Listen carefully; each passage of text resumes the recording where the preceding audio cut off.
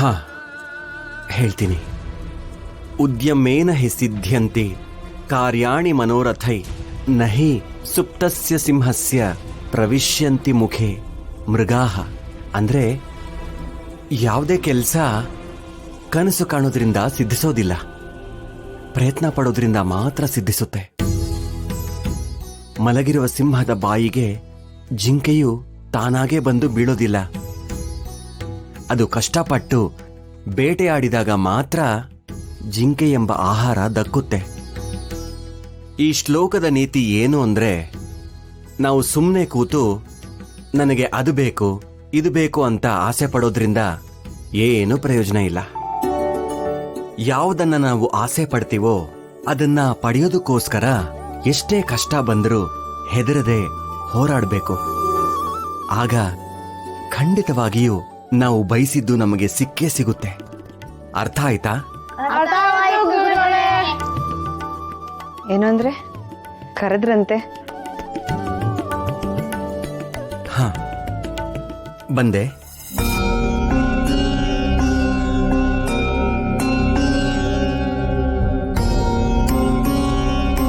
ಏನು ಬಾಯಿಸ್ತಡಿಯೇನಾ? ಇದೇನು ಹೀಗೆ ಹೇಳ್ತಾ ಇದ್ದೀರಾ? ಅಮ್ಮ ಹೋಗಿ ವರ್ಷನೂ ಆಗಿಲ್ಲ. ಬಾಯಿಸ್ತಡಿಗೆ ಹೇಗ್ ಮಾಡ್ಲಿ? ಮಾಡಿದ್ರು ತಿನ್ನೋಕಾದ್ರೂ ಮನ್ಸಾಗತ್ತೆಯೇ? ಸರಸ್ವತಿ, ಆ ವಿಷಯ ನನಗೆ ಗೊತ್ತಿದೆ. ನಾನೇನು ಹಬ್ಬದಡ್ಗೆ ಮಾಡು ಅಂತ ಹೇಳ್ತಾ ಇಲ್ಲ. ಮಕ್ಕಳಿಗೋಸ್ಕರ ಪಾಯಸ ಮಾಡು, ಈ ದಿನ ಅವ್ರುಂಡು ಆನಂದ ಪಡ್ಲಿ ಅಂತ ಹೇಳ್ತಿದ್ದೀನಿ. ಸರಿ, ಅಂಥದ್ದೇನ್ ವಿಶೇಷ ಈ ದಿನ? ಈ ದಿನ ಇರೋ ಅನುಕೂಲ ನಾಳೆ ದಿನ ಇರುವುದೋ ಇಲ್ವೋ? ಏನು ಅಂದ್ರೆ ಯಾಕೆ ಹೀಗೆ ಹೇಳ್ತಾ ಇದ್ದೀರಾ? ಗೊತ್ತಿಲ್ಲ ಸರಸ್ವತಿ, ಯಾಕೋ ಮನಸ್ಸಿಗೆ ಹಾಗನ್ನಿಸ್ತಾ ಇದೆ. ಹಾ, ಮಕ್ಕಳು ಸಿಹಿ ತಿಂದ್ರೆ ಅಮ್ಮನಿಗೆ ಖಂಡಿತ ಸಂತೋಷ ಆಗುತ್ತೆ. ಸರಿ, ನಿಮ್ಮಿಷ್ಟನೇ ನನ್ನಿಷ್ಟ.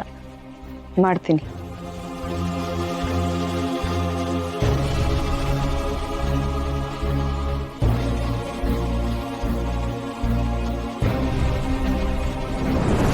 ಬ್ರಹ್ಮಾರ್ಪಣಂ ಬ್ರಹ್ಮ ಹವಿಃ ಬ್ರಹ್ಮಾರ್ಪಣಂ ಬ್ರಹ್ಮಹವಿಃ ಬ್ರಹ್ಮಾಗ್ನೌ ಬ್ರಹ್ಮಣಹುತಂ ಬ್ರಹ್ಮಾಗ್ನೌ ಬ್ರಹ್ಮಣಾಹುತಂ ಬ್ರಹ್ಮೈವ ತೇನ ಗಂತವ್ಯಂ ಬ್ರಹ್ಮೈವ ತೇನ ಗಂತವ್ಯಂ ಬ್ರಹ್ಮಕರ್ಮ ಸಮಾಧಿನಾ.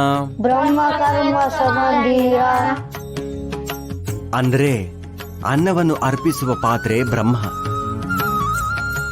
ಅರ್ಪಿಸುವ ಅನ್ನವೂ ಬ್ರಹ್ಮ, ಅರ್ಪಿಸುವ ವ್ಯಕ್ತಿಯೂ ಬ್ರಹ್ಮ ಮತ್ತು ಜೀರ್ಣಗೊಳಿಸುವ ಜಠರಾಗ್ನಿಯೂ ಬ್ರಹ್ಮವೇ ಆಗಿದೆ. ಹೀಗೆ ಎಲ್ಲವನ್ನೂ ಬ್ರಹ್ಮ ಸ್ವರೂಪವಾಗಿ ಕಂಡು ಊಟ ಮಾಡುವವನು ಬ್ರಹ್ಮಲೋಕವನ್ನೇ ಸೇರುತ್ತಾನೆ. ಅದಕ್ಕೆ ಅನ್ನವನ್ನು ಬ್ರಹ್ಮಸ್ವರೂಪ ಅನ್ನೋದು. ಸ್ವೀಕರಿಸಿ.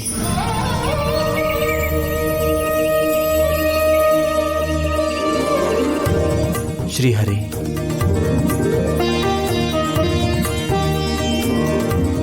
ಸರಸ್ವತಿ,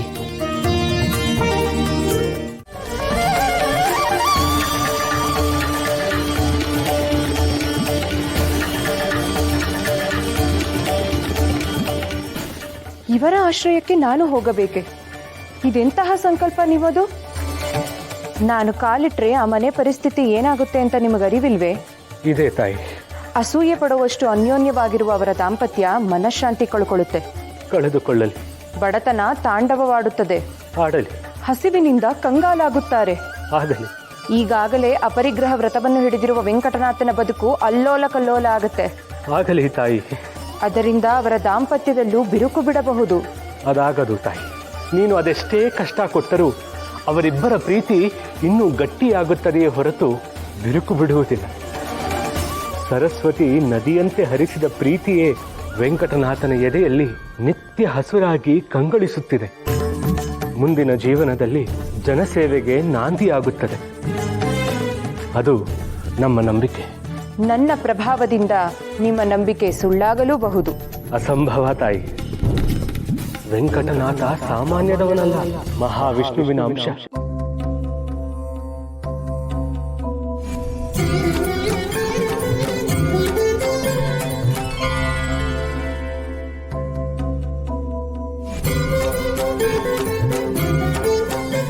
ಪ್ರಹ್ಲಾದನಾಗಿ ಅವತರಿಸಿ ತಂದೆಯಿಂದ ಪಡೆದ ಸಾವಿನ ಶಿಕ್ಷೆಯನ್ನೇ ಗೆದ್ದು ಬಂದವನು. ಮಗನೇ, ತಂದೆಗೆ ಮೃತ್ಯುವಾಗುವ ಜನ್ಮ ನನಗಿನ್ನು ಸಾಕು ಪರಮಾತ್ಮ. ಇನ್ನೇನಿದ್ದರೂ ಮುಂದಿನ ಜನ್ಮದಲ್ಲಿ ನಿನ್ನ ಭಕ್ತರ ಸಂತತಿಯಲ್ಲಿ ಜನಿಸುವಂತೆ ಅನುಗ್ರಹಿಸು. ತಥಾಸ್ತು. ಬಾಹ್ಲಿಕನಾಗಿ ಜನಿಸಿ ಶ್ರೀಕೃಷ್ಣನಿಂದ ಮೋಕ್ಷ ಪಡೆದವನು.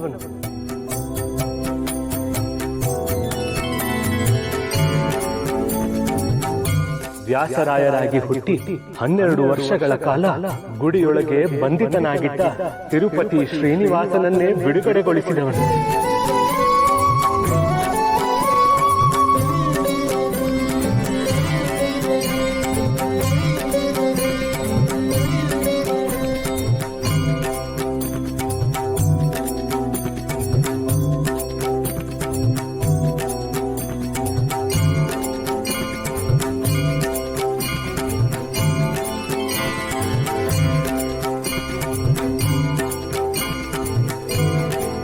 ಈಗ ವೆಂಕಟನಾಥನಾಗಿ ಜನಿಸಿ ಮುಂದೆ ಗುರುರಾಯರೆಂಬ ಬಿರುದಾಂಕಿತನಾಗಿ 700 ವರ್ಷಗಳ ಕಾಲ ಕಲಿಯ ಪ್ರಭಾವದಿಂದ ಅಧರ್ಮ, ಅನ್ಯಾಯ, ದಾರಿದ್ರ್ಯಗಳಿಂದ ನರಳುತ್ತಿರುವ ಭಕ್ತ ಸಮೂಹವನ್ನು ಉದ್ಧರಿಸಬೇಕಾಗಿದೆ.